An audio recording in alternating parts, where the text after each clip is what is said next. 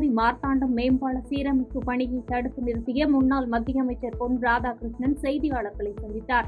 அப்போது பேசிய அவர், 2 ஆண்டுகளாக தேசிய நெடுஞ்சாலைத்துறை, மாநில நெடுஞ்சாலைத்துறைக்கு இந்த பாலத்தை பராமரிப்பு பணிகளுக்காக 14 கோடி கொடுத்து மாநில அரசிற்கு பராமரிப்பு பணிகள் மேற்கொள்ள தேசிய நெடுஞ்சாலைத்துறை கூறியும் தமிழக நெடுஞ்சாலைத்துறை கண்டுகொள்ளவில்லை.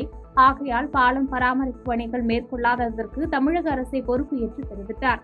போலீசார் விசாரணை நடத்தி குற்றவாளிகளை கைது செய்யும் வரை பணிகள் நடத்தக்கூடாது என்றும், கனிம வளத்தை கடத்தும் கனரக வாகனங்கள் கொண்டு செல்ல கட்டப்பட்ட பாலம் அல்ல, இது மக்களுக்கான பாலம் என பேட்டியின் போது தெரிவித்தார். பொதுமக்களும் மற்றவர்களும் சொல்றாங்க, இது இடித்தது போல் இருக்கிறது, வேண்டுமென்றே குழி தோண்டியது போல் இருக்கிறது, எல்லாருமே சொல்றாங்க. அது பின்னாடி ஒப்பந்தக்காரர்கள் வந்திருக்காங்க இது சரி பண்றதுக்கு. ஒப்பந்தக்காரர்கள் பார்த்த உடனடியாகவே அவர்களுக்கும் இது சரி செயல் என்று தெரிந்து அவர்களும் புகார் கொடுத்திருக்கு. மாமல்லபுரம் அருகே ஈசிஆர் சாலையில் ஒரே இருசக்கர வாகனத்தில் சென்ற அண்ணன் தம்பி விபத்தில் சிக்கி உயிரிழந்தனர். செங்கல்பட்டு மாவட்டம் மாமல்லபுரம் அடுத்த பட்டிக்குளம் கிராமத்தைச் சேர்ந்தவர் தாமோதரன் மற்றும் அவரது உடன்பிறந்த சகோதரர் ஜெகதீஷன் ஆகிய இருவரும் ஒன்றாக ரியல் எஸ்டேட் தொழில் செய்து வருகின்றனர். இருவருக்கும் திருமணமாகி பிள்ளைகள் உள்ளனர். இந்த நிலையில் ஒரே இருசக்கர வாகனத்தில் இருவரும் பட்டிக்குளம் ஈசிஆர் சாலையில் இருந்து கிருஷ்ணன் காரணி கிராமத்தில் உள்ள ஹோட்டலுக்கு உணவு வாங்க சென்றனர்.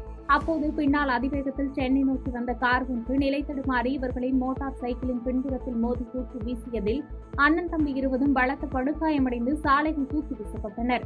பிறகு அங்குள்ளவர்கள் படுகாயத்துடன் காணப்பட்ட அண்ணன் தம்பி இருவரையும் கேளம்பாக்கத்தில் உள்ள மருத்துவமனைக்கு அழைத்து சென்றபோது இருவரும் வழியிலேயே பரிதாபமாக உயிரிழந்தனர். தகவல் அறிந்து சம்பவ இடத்திற்கு வந்த போலீசார் சாலை விபத்தினை ஏற்படுத்திய கார் ஓட்டுநர் சீனிவாச ராவ் என்பவரை கைது செய்து விசாரணை மேற்கொண்டு வருகின்றனர். ஒரே குடும்பத்தைச் சேர்ந்த அண்ணன் தம்பி இருவரும் சாலை விபத்தில் உயிரிழந்ததால் பட்டிக்குளம் கிராமமே சோகத்தில் மூழ்கியுள்ளது. சங்ககிரி அருகே கோவை அரசு மருத்துவக் கல்லூரி மாணவன் கார் விபத்தில் உயிரிழந்த சம்பவம் சோகத்தை ஏற்படுத்தியுள்ளது. சேலம் மாவட்டம் சங்ககிரி அரசு மருத்துவமனை தலைமை மருத்துவ அலுவலர் சரவணகுமாரின் மகன் 23 வயதான கீர்த்திகுமார். இவர் கோவை அரசு மருத்துவக் கல்லூரியில் 4ஆம் ஆண்டு படித்து வந்தார். இந்நிலையில் கீர்த்திகுமார் காரில் சேலத்திலிருந்து சங்ககிரி நோக்கி வந்து கொண்டிருந்தார். அப்போது ஆவரங்கபாளையம் என்ற இடத்தில் காரின் பின்பக்க டயர் வெடித்ததில் கட்டுப்பாட்டை இழந்த கார் சாலையோரம் நின்ற கண்டெய்னர் லாரியின் பின்பகுதியில் மோதி விபத்துக்குள்ளானது. இதில் கார் அப்பளம் போன்று நொறுங்கியது. இந்த விபத்தில் கீர்த்திகுமார் சம்பவ இடத்திலேயே உயிரிழந்தார். தகவல் அறிந்து சம்பவ இடத்திற்கு வந்த சங்ககிரி போலீசார் லாரியில் சிக்கியிருந்த காரை பொதுமக்கள் உதவியுடன் மீட்டு அப்புறப்படுத்தி இடிபாடுக்குள் சிக்கியிருந்த மருத்துவக் கல்லூரி மாணவன் கீர்த்திகுமார் உடலை மீட்டு சங்ககிரி அரசு மருத்துவமனைக்கு அனுப்பி வைத்தனர். மேலும் விபத்து குறித்து விசாரித்து வருகின்றனர். அரசு மருத்துவமனை தலைமை மருத்துவ அதிகாரியின் மகன் கார் விபத்தில் உயிரிழந்த சம்பவம் அப்பகுதியில் பெரும் பரபரப்பை ஏற்படுத்தியுள்ளது.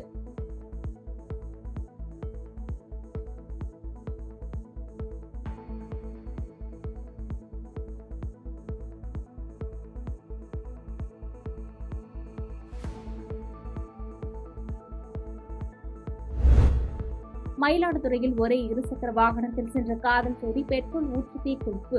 காதலன் வேறு ஒரு பெண்ணுடன் பழகியதால் மனமுடிந்த காதலி விபரீத முடிவு. மயிலாடுதுறை டவுன் ஸ்டேஷன் தெற்கு தெருவை சேர்ந்தவர் ராமமூர்த்தி மகன் ஆகாஷ். இவர் பூம்புகார் கல்லூரியில் பிகாம் 3ஆம் ஆண்டு படித்து வருகிறார். கடலூர் மாவட்டம் புவனகிரி கச்சப்பிள்ளையார் கோவில் தெருவை சேர்ந்த நாகப்பன் மகள் சிந்துஜா மயிலாடுதுறை அரசு மகளிர் கல்லூரியில் BA 2ஆம் ஆண்டு பொருளாதாரம் பயின்று வருகிறார். இருவரும் 2 ஆண்டுகளாக காதலித்து வந்ததாக கூறப்படுகிறது. இந்நிலையில் ஆகாஷ் வேறு ஒரு பெண்ணிடம் பழகி வந்தது தொடர்பாக இருவரிடம் பிரச்சனை நிலவியது. இதைத் தொடர்ந்து ஆகாஷ், சிந்துஜா ஆகிய இருவரும் பூம்புகார் கடற்கரைக்கு சென்றுவிட்டு மயிலாடுதுறைக்கு இருசக்கர வாகனத்தில் திரும்பி வந்துள்ளனர். அப்போது ஆகாஷ் பழகி வரும் பெண்ணிடம் எந்த தொடர்பும் வைத்துக் கொள்ளக்கூடாது என்று சிந்துஜா கூறியதற்கு ஆகாஷ் மறுப்பு தெரிவித்ததாக கூறப்படுகிறது. இருவரும் மயிலாடுதுறை பாலக்கரை என்ற இடத்தில் தன்னை காதலித்து மறுத்ததால் மனமுடைந்த சிந்துஜா மறைத்து வைத்திருந்த பெட்ரோலை தன் மீது ஊற்றி தீ வைத்துக் கொண்டுள்ளார். அந்த தீ இருவர் மீதும் எதிர்பாராத விதமாக பற்றி எரிந்தது.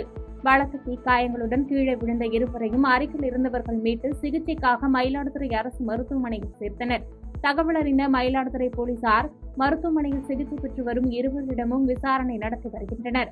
ஆகாஷ் 60%, சிந்துஜா 40% காயமடைந்ததால் இருவரையும் மேல் சிகிச்சைக்காக திருவாரூர் அரசு மருத்துவக் கல்லூரி மருத்துவமனைக்கு பரிந்துரைக்கப்பட்டனர். தொடர்ந்து இருவரிடமும் மயிலாடுதுறை நீதித்துறை நடுவர் வாக்குமூலம் பெற்றதை அடுத்து இருவரும் மேல் சிகிச்சைக்கு கொண்டு செல்லப்பட்டனர். இச்சம்பவம் அப்பகுதியில் பெரும் பரபரப்பை ஏற்படுத்தியுள்ளது.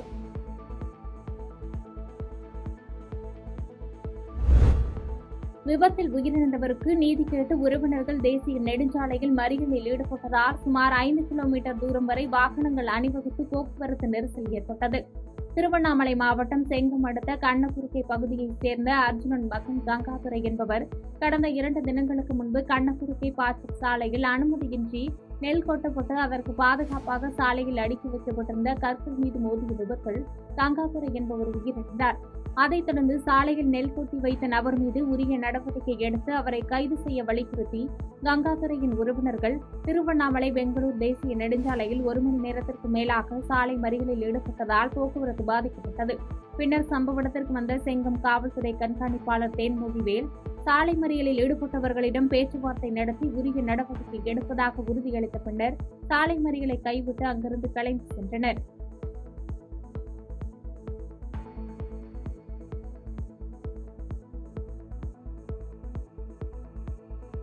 பாதகம் செய்பவரை கண்டால் நாம் பயங்கொள்ளலாகாது பாப்பா. மோதி மிதித்து விடு பாப்பா, அவர் முகத்தில் உமிழ்ந்து விடு பாப்பா. அண்மை செய்திகளை உடனுக்குடன் தெரிந்து கொள்ள இணைந்திருங்கள் இயம்நாடு தொலைக்காட்சியுடன்.